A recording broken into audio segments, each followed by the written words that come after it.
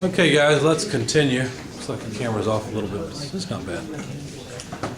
PowerPoint likes to crash when I advance too quickly in animation, so I have to make sure the animation is done before I click again. And it likes to crash for no apparent reason as well. Anyway, let's try again.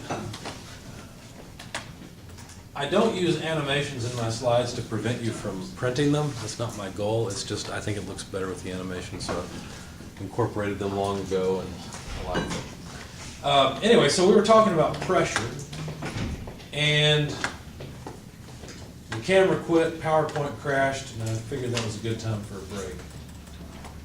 So when we talk about pressure, I'm not going to go into the slideshow, maybe I won't have to use animations. These will be okay. When we talk about pressure, you can talk about absolute pressure or gauge pressure. And absolute pressure is the total pressure. If you think about being in outer space where there's no atmosphere, there's no pressure. Why is there no pressure? Well, there's no mass there. It takes mass to generate pressure. And if you think about a pressure gauge, the way it works is there's basically a sensing element where gas molecules can bounce off of it or water molecules can press against it. And you can measure pressure because that pressure is applied against a spring that tries to return it. Now, a lot of times when we deal with pressure, we don't really care what the total or absolute pressure is. What we care about is how much pressure is there above and beyond local atmospheric pressure. Because if you think about it, there's air molecules inside the tire of your car, there's air molecules outside the tire of your car. All those molecules are moving around very quickly, right? They're bouncing off of things. That's what pressure is the motion of the molecules bouncing off of things. But the pressure inside of your tire is higher. In other words, there are more molecules that have been pushed inside of the tire, and so there's more bouncing off of the inner walls because there's just more mass than the number of collisions outside, right?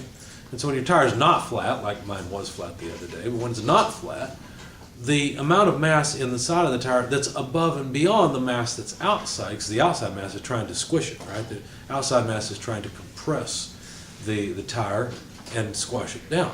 Well, as long as there's more pressure inside, then your tire stays inflated, which is a good thing. So all you really care about is how much more pressure is there in the tire than outside the tire. And that's why we use PSI-G, or gauge pressure gauges. But out in space, we're interested in vacuum pressure. An absolute pressure gauge in outer space would read 0. A vacuum gauge would read 14.7 psi of vacuum.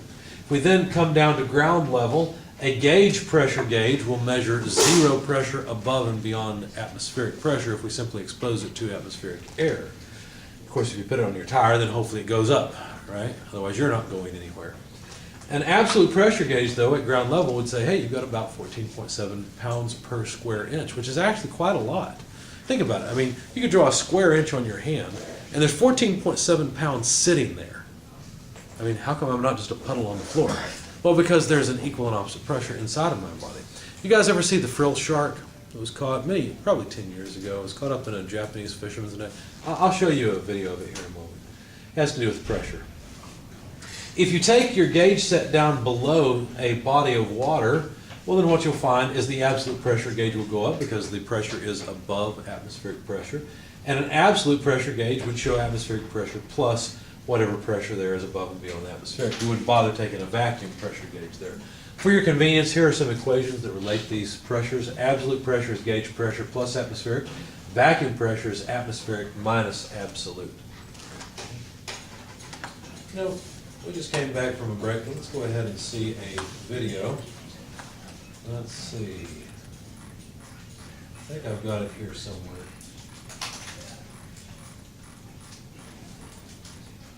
I thought I had it. Hang on a second. Why do I not have that video here? Give me just a moment. Anybody like Mythbusters? I love Mythbusters. They were awesome. See, they're doing a kids version. I have not. Who's in it? Jamie. Is he? Or Adam? Adam. The crazy guy with glasses? Yeah. Well, I guess they both have glasses. One without the beret. Yeah, because Jamie's not doing it anymore, but Adam's doing the one with the kids. Jamie probably retired and said, screw you to the rest of the world. Let's see. Here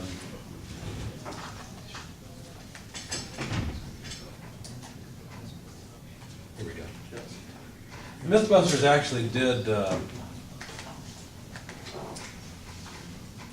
I know why, I remember why now. There's two places where this video is applicable. They actually did this as well, but this is not video from theirs. And YouTube sometimes flags my videos if I show a video in class because it recognizes the track. So I'm going to pause the camera. If you're watching the video, just go watch the railroad tank car vacuum implosion under Chapter 2, Pure Substances. I'll turn it on so you can get to it. But I'll come back in just a moment. Oh, shocked on the camera.